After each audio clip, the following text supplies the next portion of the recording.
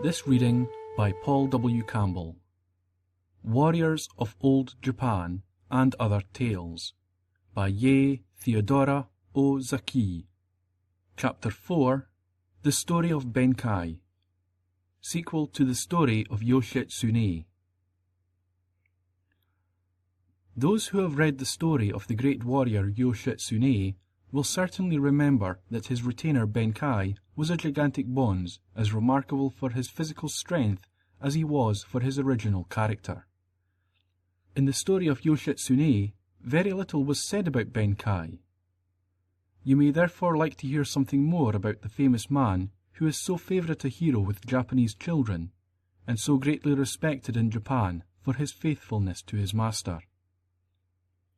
Benkei was the son of a Buddhist priest named Bensho, high steward of the temple of Gongen at Kumano, a famous shrine from ancient times, and his mother was the daughter of a high court official of the second rank. Benkei was no ordinary mortal. Most children come into the world within 10 months, but Benkei kept his mother waiting for 1 year and 6 months for him, and when he was born he already had teeth and a luxuriant growth of hair, and was so strong and big that he could walk from the first, as well as most children of 2 or 3 years of age. Seeing how extraordinarily big and strong he was, the family were lost in amazement, but their wonder quickly changed to dismay, for the mother died soon after giving birth to her son. The father, Bensho, was very angry at this, and took an aversion to the child who had brought, he said, so great a misfortune upon him. He even wished to abandon the boy altogether, believing that, as Benkei's birth had cost his mother's life, he would in after years only prove a curse to the family. Now the boy's aunt, who was married to a man named Yamanoi, hearing this, pitied her little nephew Benkei, and going to her brother, said, "If you are going to treat the child so cruelly as to cast him away, please give him to me. I have no children, and will bring him up as my own child. He is not responsible for his mother's death. It is fate, and there is no help for it." Bensho consented to her taking the child, saying that he did not care what happened to him, so long as he was kept out of his sight, for he could no longer bear to see him. So Benkei was adopted by his aunt, who took him away to the capital of Kyoto. The child rewarded her care and grew to be a fine boy beyond all expectation. He was exceedingly strong and healthy. At 5 or 6 years of age, he was equal in size and strength to boys of 10 or 12, and gave promise of unusual intelligence and cleverness. Unfortunately, his face was as fierce as that of a demon, and he looked so truly savage and ugly that he gradually earned for himself the nickname of Oniwaka, or Demon Youth.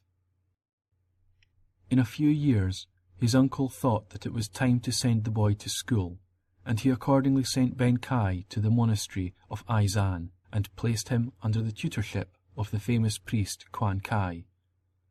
In Japan, as in England in those times, all learning was in the hands of the priests, and the temples were the only schools. When Benkei arrived at Quan Kai's temple, he was taught the reading and writing of Chinese characters, and as he was at first docile and diligent, and obedient to all set above him, he made rapid progress, and not only satisfied but pleased his teachers, who commended his industry. But after a time he chafed at the restraint of his new surroundings, and began to give trouble. Not content with being unruly himself, he would lead the other novices away from their studies and into the mountains and play all kinds of rough games with them, and of course, being by nature much stronger and bigger than any of them, none of his companions could stand against him. It therefore happened that in every contest he invariably gained the victory, and this elated him so much that he thought of nothing but his sports and his triumphs, and neglected his lessons entirely, practicing athletic games day after day, quite forgetting everything else. Oniwaka's teacher, Quan Kai, hearing about the youth's wild doings and considering them as unseemly, sent for him and told him that such behaviour not only grieved his guardians, but brought disgrace upon the holy temple. But his rebuke fell upon deaf ears, and did no good at all. While he was being scolded, Benkei listened respectfully enough, but as soon as the reverend teacher turned his back, he would forthwith be as wild, if not wilder, than ever. His conduct grew worse and worse, till at last, losing all patience, the master priest forbade him to go out of the house, and then enforced his order by shutting him up in a monastery. This punishment Oniwaka deeply resented, and one night, eluding the vigilance of his gaolers, he stole out quietly, and picking up a great log of wood, began to destroy everything he could. First he smashed the gateway, then the fences all round the temple. Then he broke the shutters and the sliding screens inside. Indeed, everything he could reach he wrecked.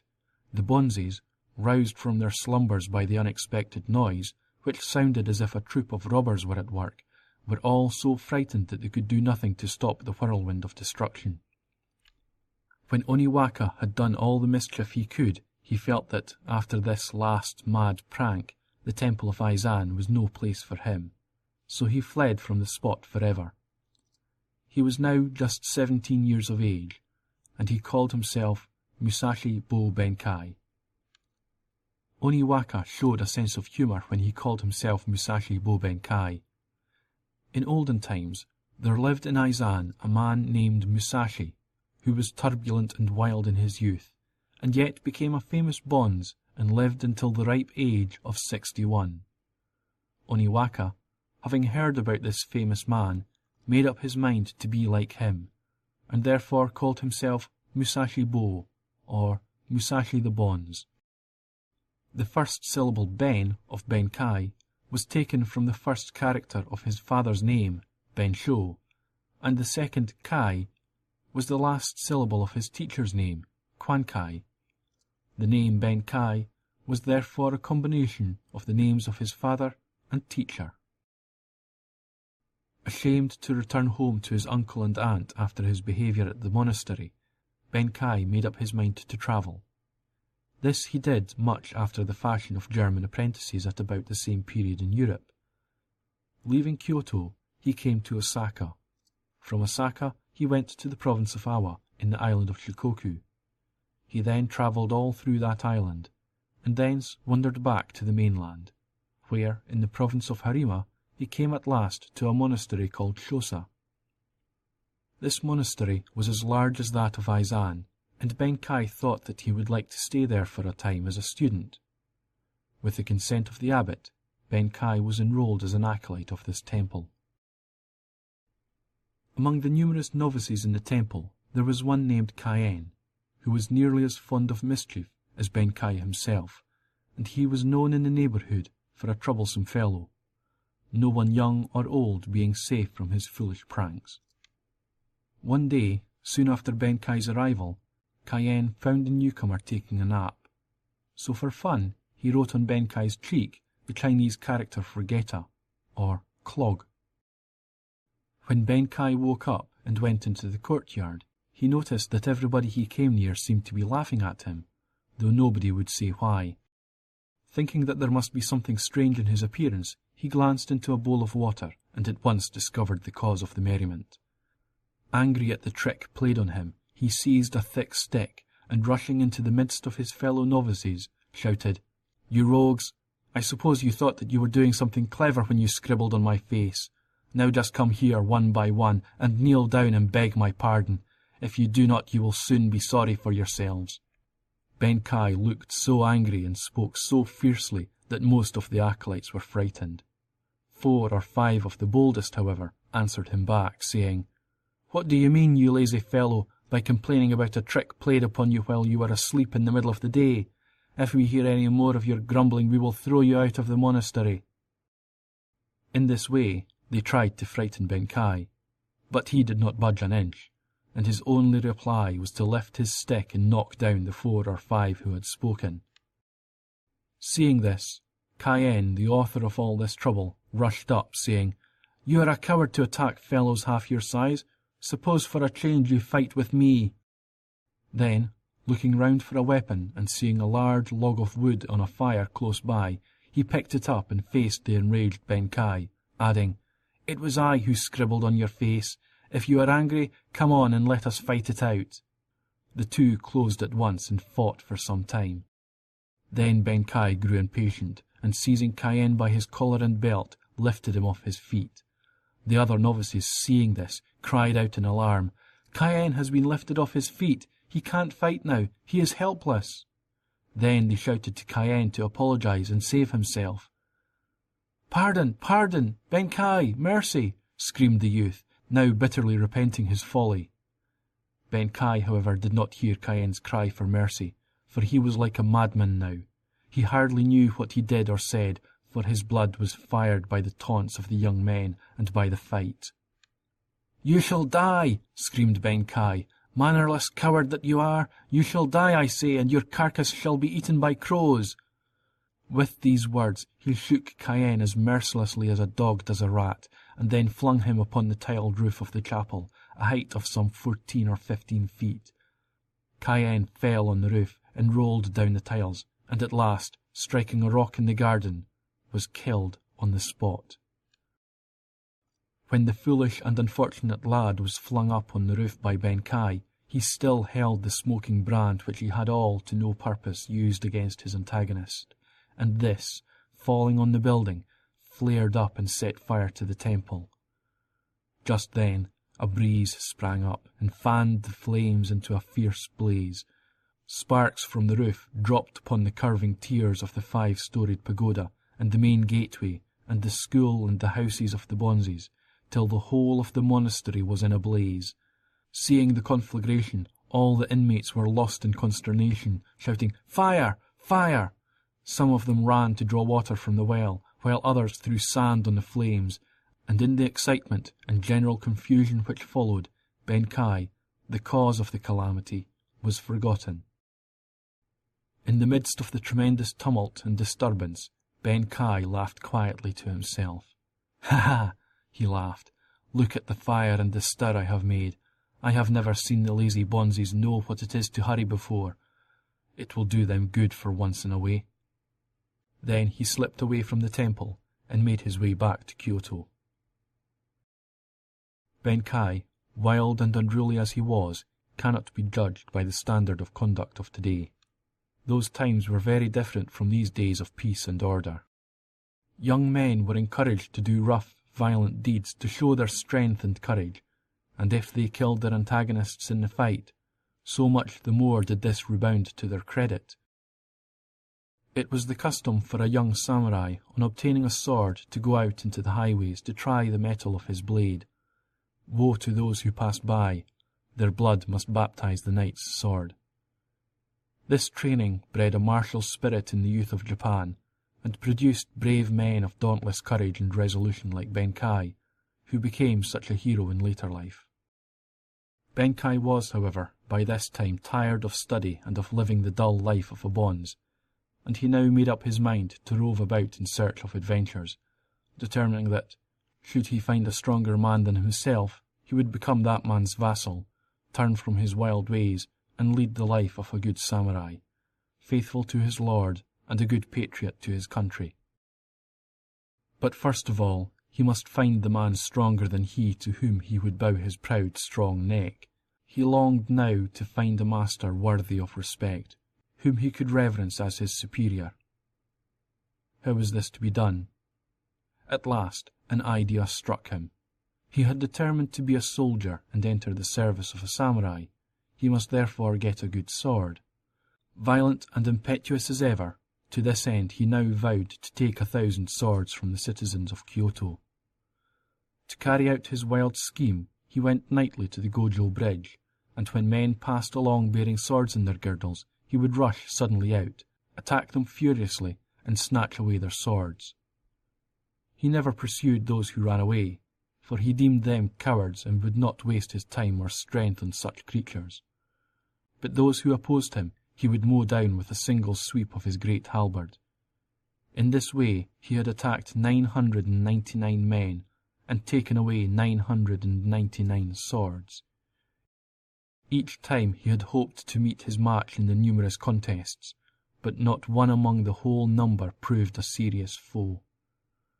Accordingly, the swords Benkei had thus collected were all poor weapons, for weak men have like swords. They were blunt and badly tempered, and of not the slightest use to him. He was heartily disappointed, and began to think that perhaps he had better abandon the enterprise as a vain one. In desperation, however, he determined to get one more sword, and thus complete the total of 1,000 blades, the number he had first of all set his mind upon. In spite of discouragement, he told himself that it would be stupid to give up at this point. As soon as he had decided to do this, his spirits revived, and for some unaccountable reason he felt that this time he would be lucky and able to secure, once for all, a good weapon. He waited impatiently for the evening, and as soon as the twilight fell, he made his preparations, and went as usual to the Gojo Bridge.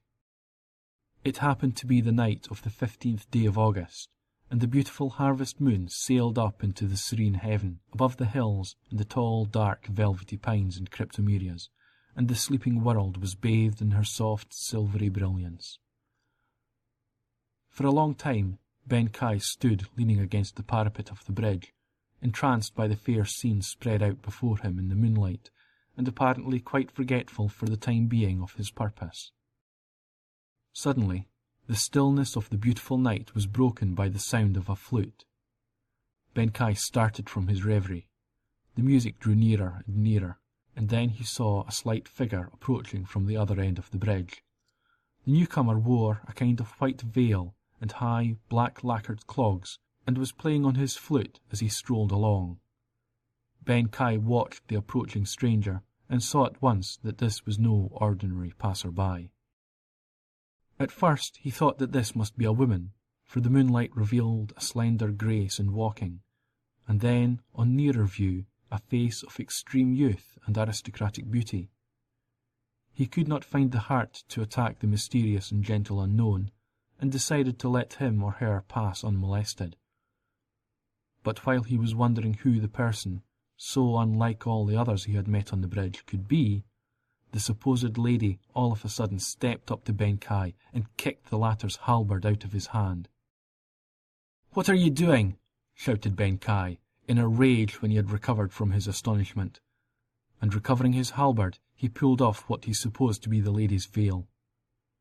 To his surprise, he found that the adventurous stranger was a handsome youth, who might easily be mistaken for a girl, and then Benkei's eyes fell upon the splendid, gold-mounted sword which the lad carried in his girdle. He said to himself that he had not waited so long in vain, that he was verily in luck this night to have such a bird come into net. While these thoughts flashed through his mind, Benkei clutched at the sword, but the youth was far stronger than he looked, and the instant Benkei put forth his hand, the young fellow flung a heavy fan into his face, saying, "How brave you think yourself, don't you?" and darted out of his reach. This made Benkei more angry than ever, and with threatening exclamations he lifted his halberd to deal a smashing blow on the young knight. But the lad was far too quick for Benkei, and sprung about with the nimbleness of a monkey, and no matter how Benkei aimed his blows, they never reached the mark. Never had Benkei seen such agility and adroitness. Sometimes the youth appeared in front and sometimes behind, now on one side and again on the other, and as often as Benkei turned he would find that his opponent had shifted his position like lightning. At length Benkei grew tired, and a sense of awe began to take hold of his mind, for he now felt that the youth must be a supernatural being, or a Tengu, and no common mortal. And this feeling grew upon him so strongly that he began to lose heart. He knew now that he was no longer invincible as he had hitherto been. Then the lad, who had hitherto acted on the defensive, began to push his advantage, and, attacking Benkei in great earnest, beat down the latter's guard and disarmed him. When the redoubtable Benkei, who had never yet been beaten by anyone in his whole life, found himself thus ignominiously defeated, he was astonished beyond words, and there and then, kneeling down on the bridge, bowed low before the young man, and humbly said, "Will you condescend to tell me whose son you are, And your name? Something tells me that you are no common man." The handsome youth laughed and replied, "I am the 8th and youngest son of Minamoto Yoshitomo, and my name is Minamoto Ushiwaka." And with these words he allowed Benkei to rise. "What do I hear?" exclaimed Benkei. "Are you indeed the young knight Minamoto Ushiwaka, of whom I have heard so much? I felt from the first that you were a person of distinction. As for myself, I am simply Musashi Bo Benkei. For a long time I have been looking for a man stronger than myself, to whom I could look up to as a master. I have led a wild life for a long time, but if you will take me into your service, I will be a good and faithful vassal." Ushiwaka, who had heard of Benkei's remarkable strength, and who had come out that night to the Gojo Bridge for the purpose of meeting the notorious man, with the hope of winning him to his side, was delighted at the turn events had taken, and promised to take Benkei into his service. And in this way the brave youth and the giant priest became associated as lord and vassal. From this hour, Benkei was a completely changed character. He gave up his wild ways and became obedient to his young master, who was the only one he had found a match for his imposing strength and will. He served his new lord with the utmost devotion, and fought bravely in every battle which Yoshitsune, Ushiwaka's name when he came of age, waged against the Taira clan at the famous battles of Ichi no Tani and Dan no Ura, of which you will have read in the story of Yoshitsune. Yoshitsune won victory after victory, driving his Taira enemies to the sea, where they miserably perished at Dan no Ura, and it seemed to the wondering people that he must be the impersonation of Hachiman, the god of war. So handsome and brave was he that they had never seen or heard of his like before, and throughout Japan everyone praised and loved him. Now Yoritomo, when he saw his brother's popularity, became jealous, and Kajiwara, one of his generals, who hated Yoshitsune because the young knight had once openly reproved him for cowardice, seized the opportunity to poison Yoritomo's mind against his younger brother. He suggested that Yoshitsune's aim was to supplant Yoritomo in supreme authority. Sad to say, Yoritomo believed this wicked slander. Therefore, when Yoshitsune, covered with glory and honour, returned from the wars, bringing with him, as prisoners of war, Munimori, the Taira chieftain, and his son, Kuyomori was now dead, he found that Yoritomo had erected a barrier near Koshigo, just outside Kamakura. Here he sent a guard to receive the prisoners. But on the ground that Yoshitsune was guilty of treachery, Yoritomo refused him admittance into Kamakura. In vain did Yoshitsune protest against the unjust accusation. In vain did he write a touching letter, avowing his unaltered love and devotion to Yoritomo. In vain did he recount all the hardships endured in the campaigns which the young and chivalrous general had undertaken at the command of his brother. He was not believed, and ingratitude was the only reward he received for devotion to his brother's cause. At this crisis, Yoshitsune found himself banished, and every part of Japan rendered unsafe for his residence, for Yoritomo ordered him to be arrested. When this time of trouble came, Benkei was indefatigable in his efforts to guard Yoshitsune's person from danger. He followed him in his flight and exile, and never left his master's side. Yoshitsune now returned to Kyoto for a time.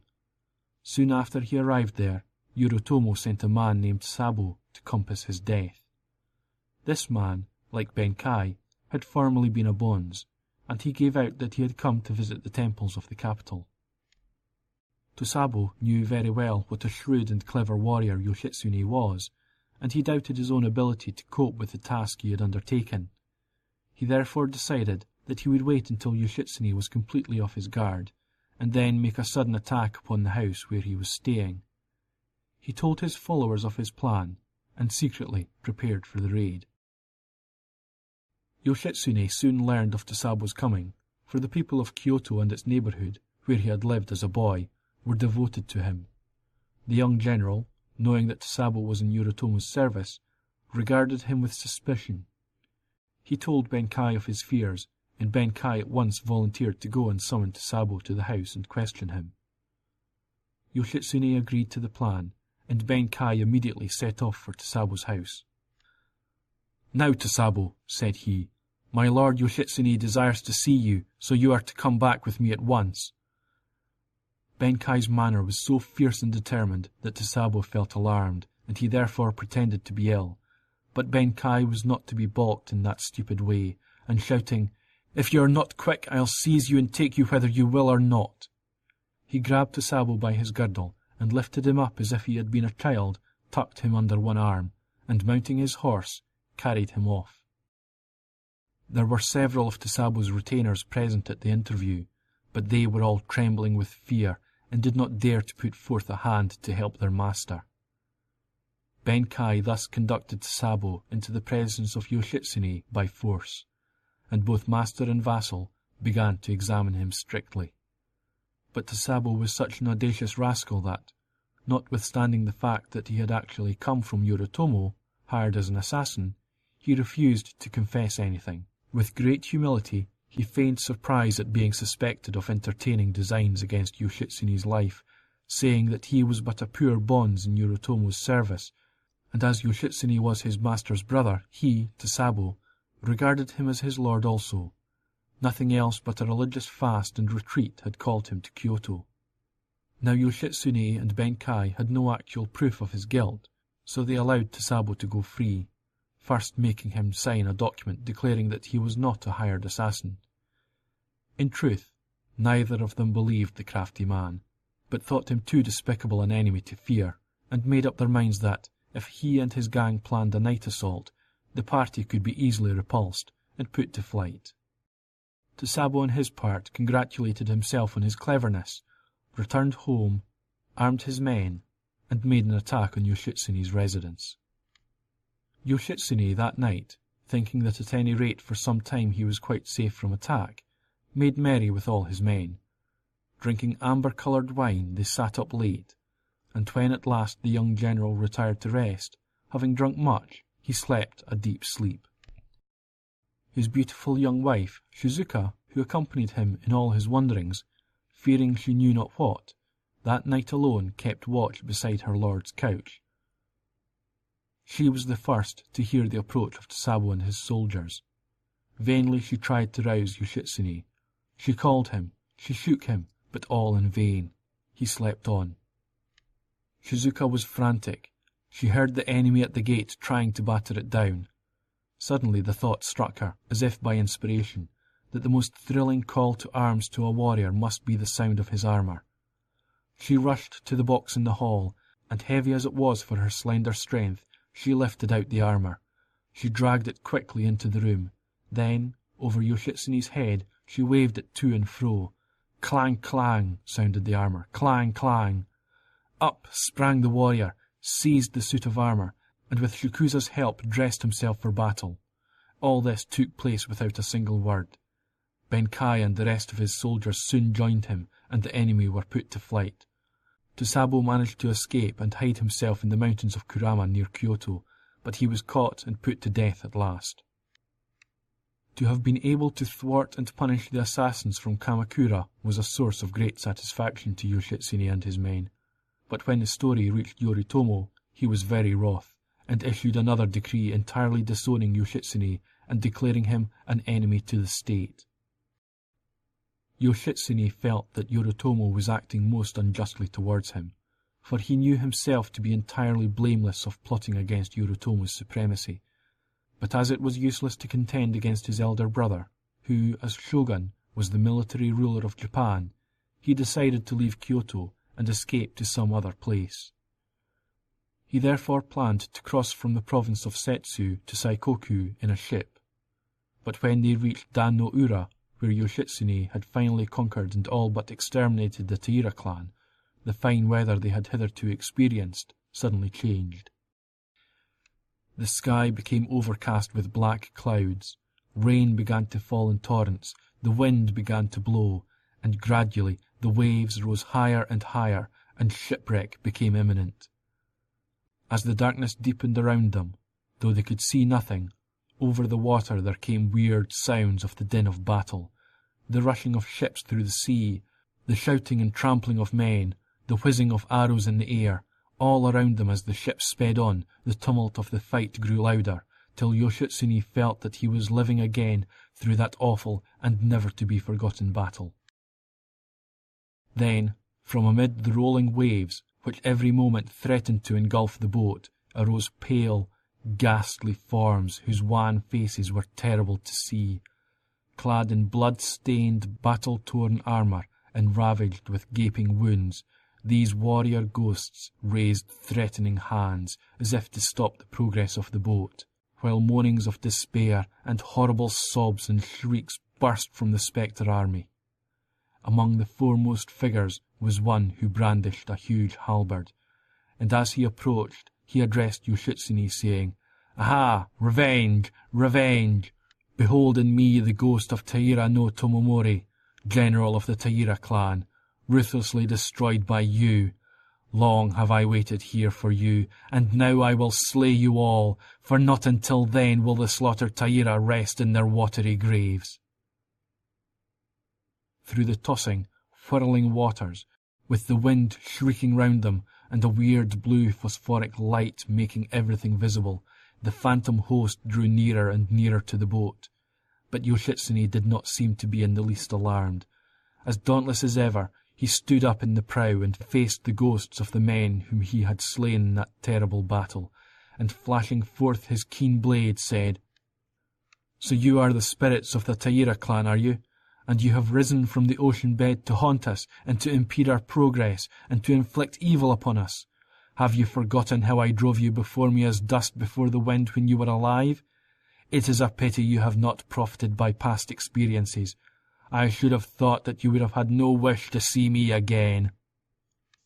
With these words, he was about to brandish his sword and attack the spectres, but Benkei, the wise and faithful Benkei, stepped up to his young master and stayed his hand, saying, "Not so, my lord. Swords are useless against ghosts. It is not wise to anger these poor earth-bound phantoms.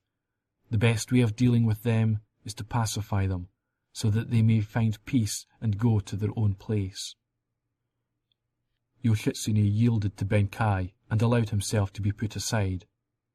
Then Benkei, who you will remember had formerly been a Buddhist priest, drew out a small rosary which he always carried with him, and telling his beads, and rubbing his hands together, palm to palm, began to recite prayers earnestly and reverently in a loud voice. The sacred words, appointed by the Buddhist Church, fell like a benediction upon the angry spirits. The wailing and the howling and the tumult of the phantom conflict ceased, and the wraiths gradually vanished into the sea from whence they had arisen. The storm ceased, and the weather cleared and became as fine and peaceful as it was before, and the travellers soon reached the land in safety.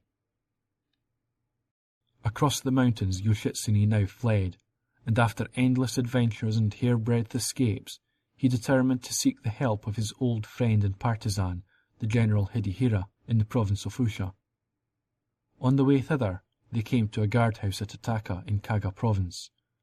This guardhouse was one of the principal frontier stations at which in those feudal times all travellers had to give an account of themselves. Yoritomo had by this time issued a proclamation ordering the arrest of Yoshitsune, so the young general and Benkei and the handful of faithful men still left to him disguised themselves as wandering priests, wearing loose caps on their heads, carrying wallets on their backs, and grasping pilgrim staves in their hands. Yoshitsune himself was disguised as a goriki, or coolie, attendant on the priests. They travelled slowly until they came to the barrier, consulting together as to how they should pass it, for they heard that the sentries suspected everyone and were examining passers-by very strictly. Only the previous day 3 mendicants had been killed owing to the suspicion of the guards having been excited. All Yoshitsune's followers, among whom were many brave, loyal, though headstrong young fellows, wanted to storm the guardhouse and cut their way through the soldiers. But Benkei was strongly opposed to this and said, "No, no, that will never do. A quarrel would cost some of our lives, and we have few enough as it is. Leave the matter to me to manage, and I'll get you through." No one ever gainsaid Benkei when he spoke with authority like that, for they all knew what a mountain of strength and resource he was in time of need. so Benkei, as ever, had his way. He disguised Yoshitsune in the dress of a servant, Goriki, and gave him a deep, broad-brimmed hat of bamboo to wear, and made him tuck up his robe into his belt. Then, advancing in front of the others, he leisurely approached the guardhouse, and with the air of the utmost unconcern and nonchalance, said, "We are mendicant priests who are travelling throughout the various provinces for the purpose of soliciting subscriptions for the rebuilding of the shrine of the great Buddha at the Tadaiji temple in Nara. We ask permission to pass the barrier." Now the captain of the guard was a very clever man, and a strict observer of rules, and he would not let Benkei pass without questioning him thoroughly. "Well, as you say, you are visiting the various provinces soliciting subscriptions for the purpose of rebuilding the shrine of the great Buddha. It is possible that I may allow you to pass, but you must show me positive proof of the truth of your story," said the captain of the guard. Benkei was staggered for a moment when he heard these words. What should he do? But he was a quick-witted man, and without betraying any sign of having been taken by surprise, he answered with composure. "Very good, then. I will read you my commission written by the high priest himself in the first pages of the subscription book." With these words, speculating upon the ignorance of the guard, with great dignity he drew out a scroll, and pressing it with reverence to his forehead, began to improvise and read out an imaginary letter from the high priest of the Tadaiji temple for the rebuilding of a shrine for the Daibutsu at Nara. At the first mention of the name of the priest, so famous and so highly revered throughout the country, the captain of the guard, it is said, fell respectfully upon his knees and listened, face bent to the earth in humble awe, to the contents of the letter. So well did Benkei play his part that the sentry was convinced of the genuine character of the commission, and said, "I am satisfied. There is no reason to detain you. You may pass." Benkei was overjoyed, and thought that at length all difficulties had been overcome. At the head of the fugitive band, with Yoshitsune disguised as an attendant in the rear, he was moving forward to pass through the barrier, when the captain suddenly darted forward and stopped Yoshitsune, saying in a loud voice, "Wait a moment, you coolie, wait a moment." "We are discovered," thought Benkei, and even he, dauntless and cool in the face of all danger hitherto, felt his heart beating violently in the intense excitement of this momentous crisis. But it was no time for hesitation, and recognizing that the whole situation hung upon that very moment, Benkei, with his usual pluck and daring, pulled himself together and coolly asked, "Have you anything to say to this coolie whom you have stopped?" "Of course I have, and that is why I have stopped him," replied the sentry. "And may I ask what your business with him is?" inquired Benkei. "This coolie," answered the captain, "is said by my soldiers to resemble Lord Yoshitsune, and I stopped him so that I might examine him." "What?" shouted Benkei, pretending to be overcome with laughter at the idea. "This coolie resembles Lord Yoshitsune? Ha ha ha! Oh, this is indeed too comical for anything. I wondered why you arrested him, but never thought of his being stopped for such an absurd reason. But as a matter of fact, he has been mistaken for Lord Yoshitsune over and over again by several people, and you are by no means the only one who has had his suspicions aroused. You see, the fellow is handsome and has a very white skin like an aristocrat, and that's all the good there is about him. But on that account I have had an immense amount of trouble with him." Then Benkei turned to Yoshitsune, saying, "Wretched creature, it is all your fault that we come under suspicion all the time. You shuffle along in such a cowardly manner and put on such strange airs that people naturally suspect you. In future be more careful, and walk along like a man and not in such a mincing way, you fool." Thus Benkei feigned to lose his temper, and after scolding Yoshitsune roughly, finally lifted his staff and gave him several blows across the back, telling him to fall upon his knees and not presume to remain standing in the presence of the guard. The captain of the guard had been watching this scene for some moments, and when he saw Benkei start in and thrash Yoshitsune, his doubts were completely allayed, for he thought that if the apparent servant were really Yoshitsune, and the mendicant priest the latter's retainer, the vassal would never dare to assault his master in this fashion. "Ah, it was my fault and carelessness. Evidently it was an entire mistake on our part to think this coolie was Lord Yoshitsune, and it is not the poor fellow's fault, so pray do not beat him any more. Continue your journey at once, and take him with you." Benkei's trick thus succeeded completely. The captain re-entered the guardhouse, and the young lord and his vassals passed at last unhindered through the strictly guarded gate, saved as ever by the quick-wittedness of Benkei. Now some say that the captain of the guard was not deceived, that he knew that the disguised priests and attendant were Yoshitsune and his party, but his whole sympathy was with the hunted hero and his brave few, and he allowed them to pass. For a samurai must ever show mercy and sympathy, especially to his fellows and to those in distress. The strict examination he insisted upon was a farce he played to satisfy the authorities at Kamakura. Yoshitsune and his followers were filled with admiration at the wisdom of Benkei, and great were the praise and thanks they rendered him on this occasion, but Benkei, full of reverence and devotion to his master, never ceased to deplore the necessity which drove him to beat his own lord, and apologized with great humility. Whenever the story was told, he would shed tears of sorrow and declare that he would rather have been beaten to death himself than have been obliged by circumstances to strike Yoshitsune. Thus, once by force of arms he put to flight the would-be assassins of Yoshitsune at Kyoto. By reciting Buddhist prayers he laid the ghosts of the Taira warriors in the sea at Dan-no-ura, and by sheer wit and sagacity he brought his party across the dangerous frontier. And at length he managed to arrive safely with his beloved master at the Oshu residence of the famous general Hidehira. He now thought that all troubles were over, but unfortunately this story soon reached Kamakura, and Yoritomo, furious at Yoshitsune's daring, dispatched a large army to chastise him. At this time, Yoshitsune's camp was pitched beside the river Koromo, and the army from Kamakura, swarming up in countless thousands on the opposite bank, discharged volley after volley of arrows at the brave but ill-fated band. Yoshitsune's handful of men were entirely unable to face the overwhelming numbers, and fled in confusion, seeking shelter in the neighbouring woods and valleys, or hiding themselves in the mountains. But Benkei, despising flight, refused to budge, and stood without moving while showers of arrows fell like rain upon him. At length the enemy saw that Benkei stood immovable with his 7 weapons on his back, grasping his great halberd in both hands. Wondering at the sight, they drew near for the purpose of solving the mystery. As they approached, the giant still remained standing. Not an eyelid flinched, as his eyes, wide open, glared fiercely at the soldiers. No wonder that the giant did not stir, for arrows were sticking all over his body like quills on a porcupine, and it was evident that he had died standing with his face to the enemy.